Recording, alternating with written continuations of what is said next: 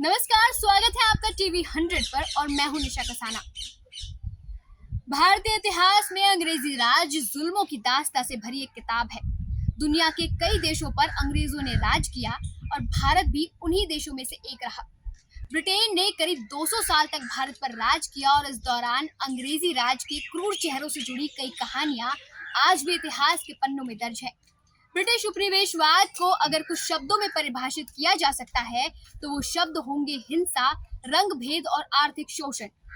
British राज कितना ज्यादा खूंखार था, इस बात का अंदाजा आप इसी से लगा सकते हैं कि महज 40 वर्ष के दौरान ही ब्रिटेन की दमनकारी नीतियों और कानूनों की वजह से करीब 10 करोड़ से भी ज्यादा भारतीयों की जान चली गई थी। ये मानव इतिहास में सबसे क्रूर काल में से एक रहा। भारत की गुलामी की शुरुआत यूं तो 1600 ईस्वी से ही शुरू हो गई थी, जिसमें डच, फ्रांस, पुर्तगाल, ईस्ट इंडिया कंपनी और ब्रिटिश राज शामिल थे।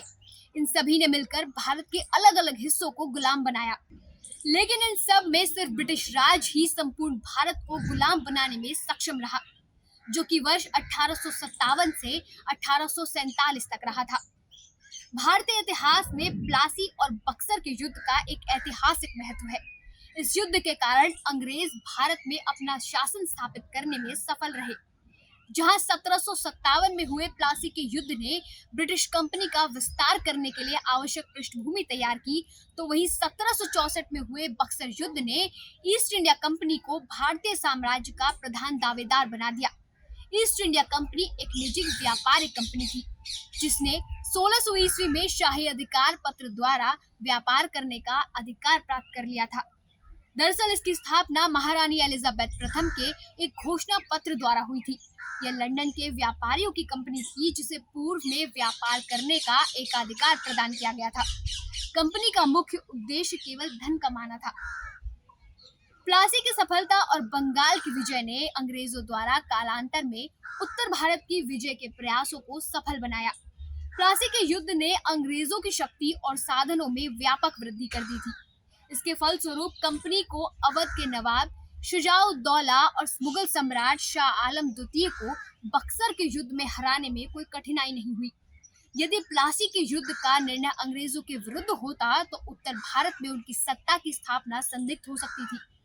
दरअसल भारत में भी उस समय स्थितियां कुछ सही नहीं चल रही थी। उस समय भारत बहुत सी रियासतों में बटा हुआ था और इसी कारण व्यापार के उद्देश्य से आई संगठित ईस्ट इंडिया कंपनी ने आपसी फूट करवाकर संपूर्ण भारत पर सत्ता बना ली। भारत में उस समय हथियारों की कमी थी और राजाओं में आपसी फूट थी।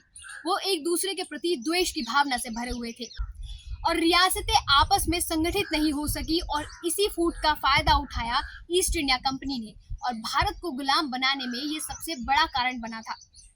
हाल ही में ऑस्ट्रेलिया के दो रिसर्च स्कॉलर डायलन सुलिवन और जैसन हिकेल ने अपनी रिसर्च में ब्रिटिश उपनिवेशवाद के काले चेहरे को उजागर किया है। इस शोध के मुताबिक सन 1880 से 1920 के दौरान अंग्रेजों ने भारत में करीब 10 करोड़ से ज्यादा लोगों की जान ले ली। मौत का यह आंकड़ा कितना बड़ा है, इस बात का अंदाजा आप इसी से लगा सकते हैं कि उस दौरान सोवियत संघ, चीन और उत्तर कोरिया में अकाल से जितने लोगों की मौत नहीं हुई थी, उससे ज्यादा लोग भारत में ब्रिटिश जुल्म की वजह से मारे गए थे। ब्रिटेन ने भारत के मैन्युफैक्चरिंग सेक्टर को बिल्कुल तहस नहस कर दिया था। उपनिवेशीकरण से पहले भारत दुनिया के सबसे बड़े औद्योगिक उत्पादकों में से एक था। उस समय भारत से दुनिया के कोने कोने में हाई क्वालिटी के कपड़े, मसाले और कच्चे माल का निर्यात होता था। 1757 में बंगाल पर अधिकार करने के बाद ब्रिटिश ईस्ट इंडिया कंपनी ने धीरे धीरे बर्बाद करना शुरू कर दिया। औपनिवेशिक शासन ने व्यावहारिक रूप से भारतीय शुल्कों को खत्म कर दिया। हालात को और ज्यादा बदतर बनाने के लिए अंग्रेजों ने कानूनी लूट का एक सिस्टम बनाया। ब्रिटेन ने भारतीय लोगों को टैक्स के बोझ तले दबा दिया और इससे हासिल राजस्व का उपयोग भारतीय उत्पादों जैसे अनाज, कपास और अफीम को खरीदने के लिए किया। भारत से सूती कपड़े, रेशम, काले मिर्च, लौंग, इलायची और दालचीनी यूरोप जाने लगा था। इस तरह से अंग्रेजों ने इन सामानों को एक तरह से मुफ्त में हासिल कर लिया था और इन सामानों को उपयोग या तो ब्रिटेन के भीतर होने लगा था या उन्हें अंग्रेजी विदेशों में निर्यात करने लगे थे। ऐसा करने से भारत के घरेलू बाजार में ब्रिटिश सामानों की बाढ़ आ गई थी। दूसरी तरफ अंग्रेजों ने भारत में ज्यादा टैक्स और शुल्क लगाकर भारतीयों को अपने ही देश में कपड़ा बेचने से रोका। अंग्रेजों के इस भेदभाव वाले व्यापार व्यवस्था से भारत के बड़े बड़े उत्पादक कुचल दिए गए और बड़े ही प्रभावी तरीके से भारत के उद्योगों को बर्बाद कर दिया गया, जिसके कारण भारतीय लोग भूख और बीमारी का दंश झेल रहे थे।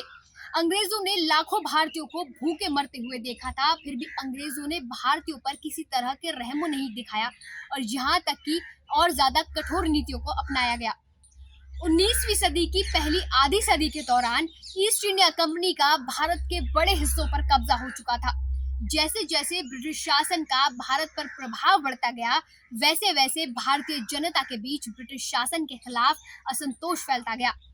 प्लासी के युद्ध के 100 साल बाद ब्रिटिश राज के दमनकारी और अन्यायपूर्ण शासन के खिलाफ असंतोष विद्रोह के रूप में भड़कने लगा, जिसने भारत में ब्रिटिश शासन की नींव हिला दी।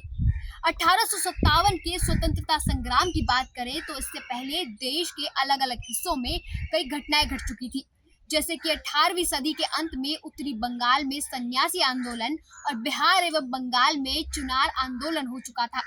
अंग्रेजों के खिलाफ जो संगठित पहला विद्रोह भड़का वो 1857 में था। शुरू में तो यह सिपाहियों के विद्रोह के रूप में भड़का था, लेकिन बाद में इसने जनव्यापी क्रांति का रूप ले लिया था। 1857 के विद्रोह का प्रमुख राजनीतिक कारण ब्रिटिश सरकार की हड़प नीति थी। यह अंग्रेजों की विस्तारवादी नीति थी, जो ब्रिटिश भारत के गवर्नर जनरल लॉर्ड डलहौजी के दिमाग की उपज थी। कंपनी के गवर्नर जनरलों ने भारतीय राज्यों को अंग्रेजी साम्राज्य से मिलाने के उद्देश्य से ये नियम बनाए। उदाहरण के लिए किसी राजा के निसंतान होने पर उसका राज ब्रिटिश साम्राज्य का हिस्सा बन जाता था।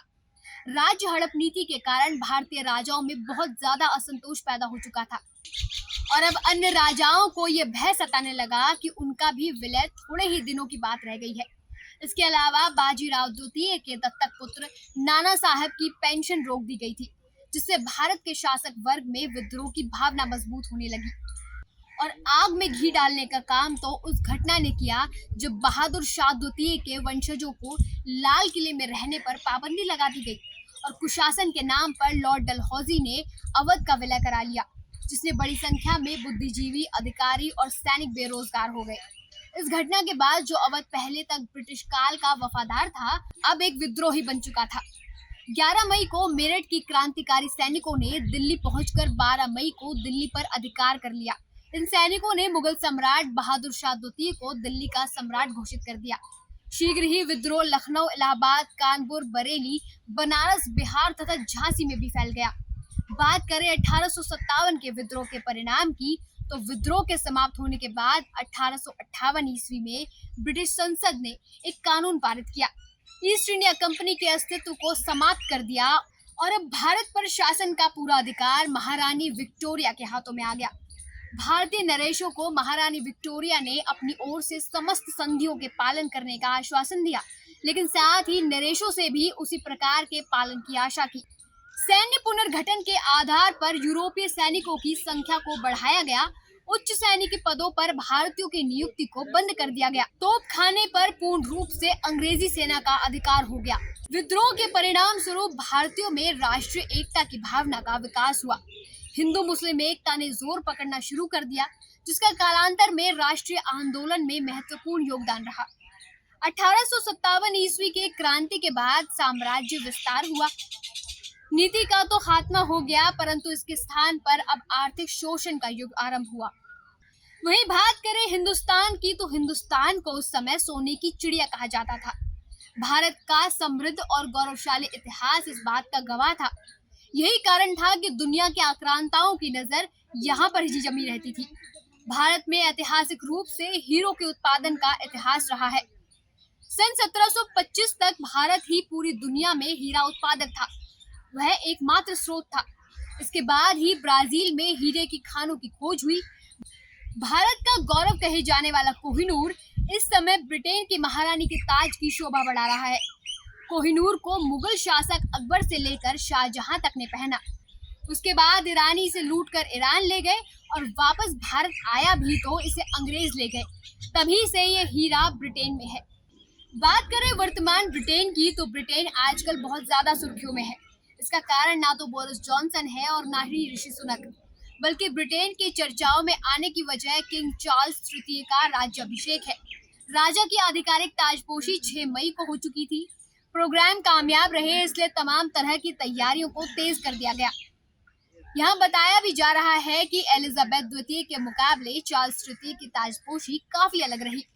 कई नई परंपराएं भी रही जिन्हें किंग चार्ल्स की ताजपोशी में देखा गया। ध्यान रहे, करीब 200 साल तक हिंदुस्तान पर शासन करने और भारत को लूटने वाले ब्रिटेन ने भारत को एक बड़ा नुकसान पहुंचाया है। पूर्व में एक आर्थिक अध्ययन हुआ था जिसमें इस बात का खुलासा भी हुआ था कि लूट का जो माल ब्रिटिश अपने साथ ब्रिटेन लेकर गए थे, उसकी अनुमानित कीमत कभी 45 ट्रिलियन डॉलर के करीब है। ऐसा नहीं था कि सिर्फ हिंदुस्तान से ही ब्रिटिश हुकूमत ने चोरी की। दुनिया के और भी कई देश हैं जिन्हें अपने शासनकाल में ब्रिटिश ने बेहद ज्यादा नुकसान पहुंचाया है। आशा करते हैं कि आपको हमारी पेशकश पसंद आई होगी। ऐसी ही और भी जानकारी के साथ हम जल्द आपके सामने हाजिर होंगे। तब तक के लिए मैं निशा कसाना इजाजत लेती हूँ आपसे। रखें अपना ख्याल और देखते रहिए टीवी 100। नमस्कार। अगर आपके पास हो रहा है कुछ भी गलत या आपके पास है जनहित से जुड़ी खबर, तो आवाज उठाएं, वीडियो बनाएं, हम पहुंचाएंगे जिम्मेदारों तक आपकी आवाज। उठाएं अपना फोन, वीडियो बनाएं और हमें भेजें। हमारा नंबर है 8447819571। टीवी 100 उत्तर प्रदेश, उत्तराखंड, दिल्ली, मंदिर दर्शन, बॉलीवुड, हिमाचल प्रदेश, हरियाणा। फैक्ट और मोटिवेशन के लिए चैनल को लाइक करें, सब्सक्राइब करें और बेल आइकन को प्रेस करना ना भूलें।